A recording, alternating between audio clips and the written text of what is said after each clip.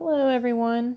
In today's video, we're going to be talking about my favorite ship from when I was a kid. Now, if you do not know what a ship is, it is short for a relationship, I guess. And it basically means you've got two characters in a TV show, a book, a movie, whatever. Even people say this of people in real life. And these two characters you think have great on-screen chemistry, or, great on-page chemistry in the case of a book, and you really wish that the characters would date, or you like their interactions, you want to see more of it. Anyway, all that to say, if you feel that way about fictional characters or real-life people, you could say that you ship them. So this ship of mine is probably the first ship I ever had as a kid, and it was Kim Possible and Ron Stoppable from the TV show Kim Possible.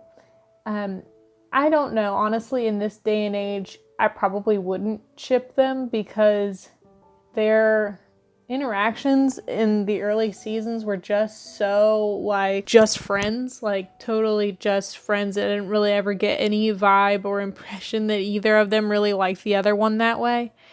But I would say probably by the third season of the show, they were starting to indicate that maybe there were some underlying feelings. Kim was frequently jealous of Ron's love interests. There was the girl from the ninja school, I think her name was Yuri, and Kim was really jealous of her, which she denied. But and then there was the Moodulator episode where Kim's emotions are being manipulated through this device. They didn't realize it at the time, but she was stuck on the lovey-dovey emotion, and she was kind of all over Ron. I guess my fan theory is that the Moodulator would just, intensify feelings you already had. So maybe that was an indication that she already kind of had the beginnings of a crush on Ron, and Ron's reaction was mixed, I guess. He was weirded out for the most part, but, there were moments where he enjoyed the attention at least. So, like I said, third season, they're beginning to hint it, but at the end of the third season was the movie So the Drama, which sees Kim dating this guy, Eric, who turns out to be a villain. This movie at this point is 15 years old, so I'm sorry, I'm not going to say spoiler alerts at this point. But anyway, she's dating this guy named Eric. He turns out to be a villain, but for whatever reason, Kim's dated other guys in the past, but for whatever reason, this is the first time I think that Ron experiences any jealousy over Kim's dating. And it's interesting because a lot of times when that happens, like in a TV show or movie where the girl's with a villain or the guy's with a villain and they're, the other's jealous about it, they suspect that they're a villain. But I really don't get the impression that Ron ever thought Eric was a villain. In fact, he kind of seemed to like Eric from the beginning, and think he was a nice guy. So, maybe that was what the difference was. A lot of the guys that Kim liked in the past, he didn't really seem jealous of, but he also didn't approve of. It's weird. But anyway, by the end of the movie, Ron more or less confesses his feelings to Kim, and she reciprocates, and they go to the dance together after they have defeated Dr. Draken's latest plot to take over the world. And, they go to the dance together. And the bottom of her dress is all singed from having fought the evils and all of that. It was very cute. This great song by Christy Carlson Romano, who does the voice for Kim, is playing in the background about how they've always been there for each other, but now they've got new feelings. It was just the perfect scene for 10-year-old me to see on screen. It was like the fulfillment of, oh my gosh, this is really going to happen. My ship, in those days I didn't know it was called shipping, but I was like, oh, my ship is going to happen. And, they kiss at the dance. And then the show ended at that point as far as we knew, but a couple years later they finally made a fourth season, which actually showed Kim and Ron's dating life, which Their dynamic stayed pretty much the same as it had for the first 3 seasons, pretty much just acting like friends, but, now go on dates and, show physical affection. It was really refreshing to see on a show. I mean, the romance between them didn't become the entire focus of the show, but it was just something kind of in the background, which is why it kind of frustrates me, I guess, that like these articles that have come out years later about, where would the Kim Possible kids be now? All say that Kim and Ron will be broken up by now, that, that wouldn't have worked out or whatever. I just totally disagree, because I think that they proved that, like, they already had the foundation for their relationship from the beginning, and they never once showed any indication in the show that they weren't totally happy with the relationship that they were in. And so I think that in this day, at this point, it's like 12 years after the show ended. We'll say it's 12 years after they graduated high school. They would still be together for sure. They would have made it work even though they were going to colleges apart from each other. At least that was kind of what was hinted at the end of the show. They would have made it because they endured much worse things, and their friendship survived. So I definitely think that their relationship would survive pretty much anything at this point.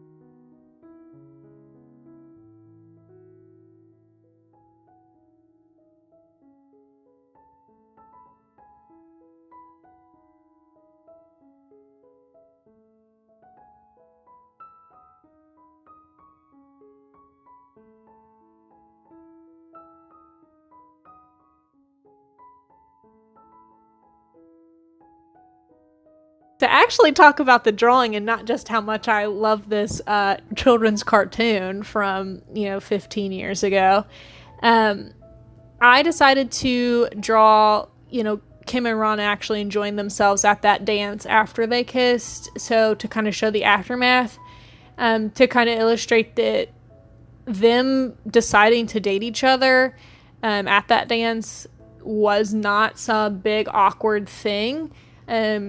So Kim and Ron here are dancing after that. I took Ron's jacket off of him. In that movie, he was wearing like his dad's old suit or whatever that was like powder blue and ruffly. It was just awful. I mean, it was supposed to be awful, but I did not want to draw that jacket, so I had him take his jacket off for the drawing so that, maybe he's gotten hot from having danced with Kim for the rest of the night, and I drew him kind of doing a spin with her. When I looked up like reference images for people dancing like this, I kind of picked and chose from different images to come up with this, because in a lot of them they weren't looking at each other, or I just didn't like the pose, so I swapped it out so that Kim would be looking back at Ron, and he's kind of stood back from her, almost like he's admiring her dancing. I don't know. Anyway, that is the pose I chose. And this time I did not opt to use those watercolor pencils or the water-soluble ink brushes from Arteza. I was just using my Prismacolor markers, and then these high-touch markers are super cheap and kind of crappy. And I've used them a lot, so like I say that they're cheap and crappy, but I actually really, really, really like them. But I've used them so much that the ink has run out, which is kind of one of my complaints about them, is that the ink runs out really quickly. So I feel like I need to get new ones. I mean, they're not that expensive to replace, but it's just, the fact of the matter is I don't want to pay the money for it right now. I'm still on my no-buy year, and so I really don't want to invest in new markers right now. But if I can get like an Amazon gift card through some sort of means, like an online survey or something, a lot of times I can do that, then I'll maybe order some new ones.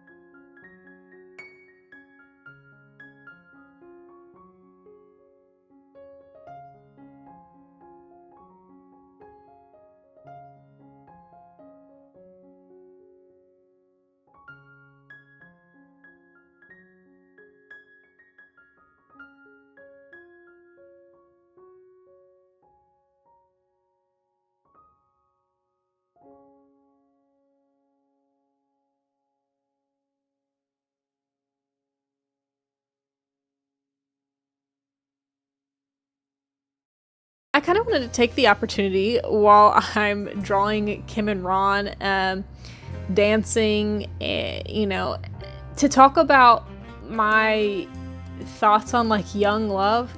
So my friend, my best friend moved to New York City after she graduated college. She's a graphic designer and it's super cool and everything, but she's really adapted a lot of like the New Yorker lifestyle, which I mean, surely part of that you really can't help. But part of it is that she said that they in New York make fun of Midwesterners for getting married young. And I am one of those middle of the country people who got married young. I got married when I was 20 years old. And I just don't understand from the perspective of someone who's very happily married, who got married at a young age. I really don't understand why you would make fun of somebody for that, for being happy and finding love. I think it's just a geographical thing. The culture of New York is one of not committing. So, if you are in the dating scene and all the people around you do not want to commit and do not want to get married, they want to date as many people as possible, really get a scope of all of their different options, then you're going to do the same thing. It doesn't do you any good to go into relationships thinking that, oh, this is somebody I could marry, when you know that the other person isn't thinking of you that way. So, all that to say, I'm sorry for all the folks in New York City who are so miserable, so as not to get married young and find happiness at a young age. I gotta say, I only had a few boyfriends in my life, and then I met my husband and married him, and I was actually his first girlfriend. I can say for myself that I do not in any way regret not dating more people. I don't feel in any way like I should have dated more people to get an idea of what I did and didn't like, because the person I married loved me and wanted to be the person that I like. So, if I had a problem with something that my husband was doing, I just told him about it and then he would alter his behavior. People all the time are like, people don't really change, you can't change people. And I think to a certain extent they're right. You shouldn't go into relationships with a laundry list of things you want to change about that person. But if the person really loves you and you really love them and there's things that they do that bother you, or ways that they treat you that you don't like, then you can just say, don't do that anymore. And if they don't want to change, then at that point dump them. But if they do love you and do respect you, then they will change. And I'm not talking about stuff like personal style or hobbies that they should change for you. I'm talking about, I don't like when you said this, it hurt my feelings, don't say stuff like that anymore, and that kind of stuff. And people who love you are willing to change those types of things. But I will also say that you should also be willing to accept people the way they are. That doesn't mean you're settling. It just means that you understand that nobody's perfect and that you're patient and willing to forgive, because you're not perfect either.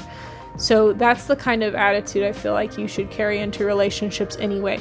And I feel like those principles are what will ultimately keep my fictional first ship, Kim and Ron, together forever, because they know how to talk to each other and communicate their feelings to one another, and they don't want to change the other one's personality or their looks or anything like that. They're happy with the other just the way they are. But at the same time, if they were doing something that was bothersome to them, they would tell them and let them know. So I think because Kim and Ron are emotionally intelligent people and they respect each other, they have what it takes to make a relationship last. With that being said, I hope you all have a wonderful Valentine's Day coming up. I've got a couple more relationship talk videos coming your way, and that's all I'm going to say about it. I hope you enjoy this drawing. I think that this is actually one of the cutest drawings I've ever done, probably because I just like what I was drawing. It's very self-indulgent. I love drawing ships, Kim and Ron and all that.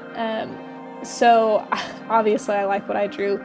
The background I put in, I hated absolutely. So I went in digitally afterward and kind of blurred it out. So you'll see that as like the final ending screen image. So thanks again for watching. If you like the video, please like it, subscribe for more of these relationship talk videos, and comment down below to tell me what your favorite ship of all time is. I wouldn't say that Kim and Ron is my favorite of all time, but it's definitely towards the top, and it's of course the first one I ever had. So looking forward to that discussion, and see you next time. Bye bye.